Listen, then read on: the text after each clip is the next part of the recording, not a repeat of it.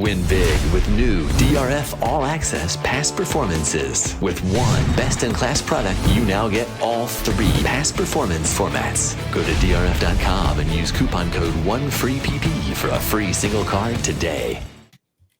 Hi, everyone. This is the preview segment of Daily Racing Forum's Derby Watch. I'm Brad Free with David Aragona. David, things are a little bit quieter this coming week. Only one apparent Kentucky Derby prep race on the schedule.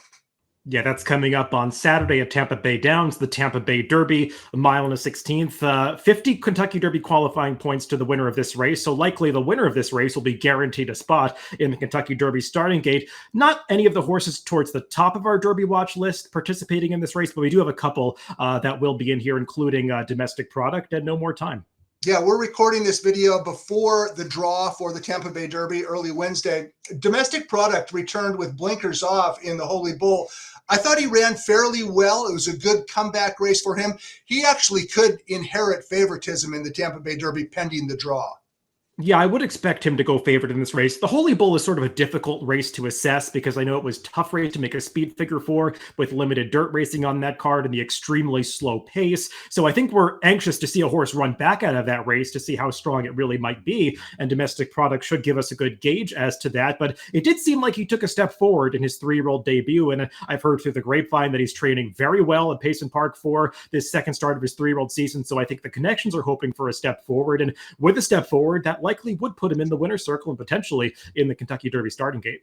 Well, you have him listed right now as a 25-1 shot on Derby Watch. If he were to win the Tampa Bay Derby, I'm sure his odds will drop significantly from that. The other Derby Watch lister expected to enter the Tampa Bay Derby is No More Time. He's not particularly fast, but he's won 2 out of 4, and he's getting close to, I guess, be taken seriously, but he needs to run faster than his career high 80 buyer. Yeah, at the end of the day, he just was not beating one of the better fields that we've seen assembled so far this year in a prep in that Sam F. Davis. But I will give him credit. He ran the best race that day because the pace was pretty fast and he was the one setting it. And he was still able to hold off a horse that really took advantage of the pace in Agate Road, closing from towards the back of the pack. So No More Time, he was decisively the best horse on Sam F. Davis Day. We'll see if he can take a step forward and beat some better rivals, or we think better rivals, that will line up in the starting gate for the Tampa Bay Derby on Saturday. Yeah, he's going to have to improve off that 80 buyer speed figure. By the way, you look at, let's take a look at the past performances real quick of Domestic Product and No More Time. Bail Us Out is also in the field for trainer Todd Pletcher. Regarding No More Time, his trainer, Jose D'Angelo, you might look at the name and go, well, who's that? Well, you can take a look at the Daily Racing Forum's Friday edition. Correspondent David Grenig did an entire story on Jose D'Angelo, and you can learn a little bit more about this very skilled trainer who might have a colt on his way toward the Kentucky Derby. We're going to find out on Saturday. Okay, let's finish this up with our On the Bubble segment. Only a couple names this week on the bubble. And David, the first one on the Bubble list this week is El Grand O. Maybe we need to start taking this horse a little more seriously. What do you think about El Grand O? Well, he is racking up the points, so I think we have to keep that in mind as we march on towards the Kentucky Derby. It's not going to take maybe as many points as in past years, given that some are being taken off the table by Bob Baffert trainees, so we'll see where that threshold ultimately lies. But El Grande O has picked up points both in the Withers and now the Gotham last week, finishing a pretty good third behind Deterministic and Just a Touch. He was the one that was right up in that pace every step of the way and just got a little bit tired towards the end.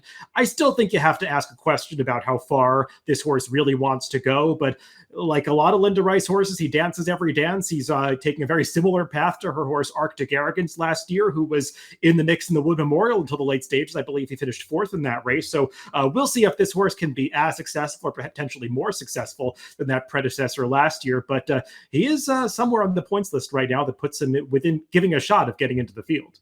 Well, he has 30 points already. He's already also made 11 starts. And, we talked about a quote from a trainer earlier. Let's talk about a quote from an owner.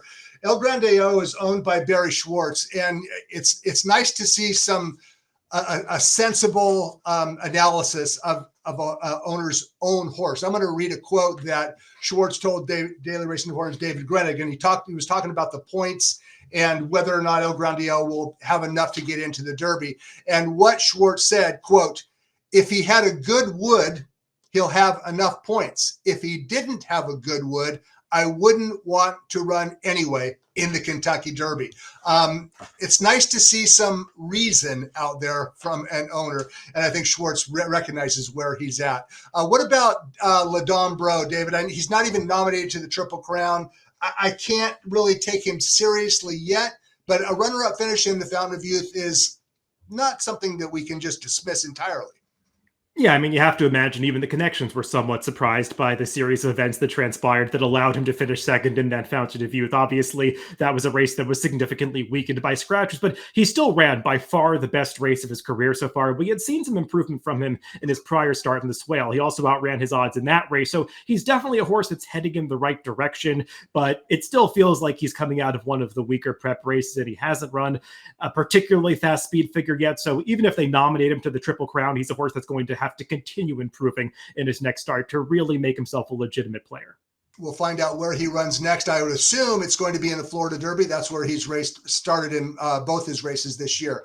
So that is a wrap for the Derby Watch Preview. David, you're going to have an in-depth look at the Tampa Bay Derby, I think, by Thursday morning on video, correct?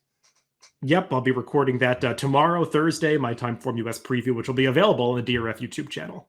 All right, the Tampa Bay Derby is the main race this week. We'll talk about it next week on Derby Watch. For David Aragona, I'm Brad Free. We'll see you next time.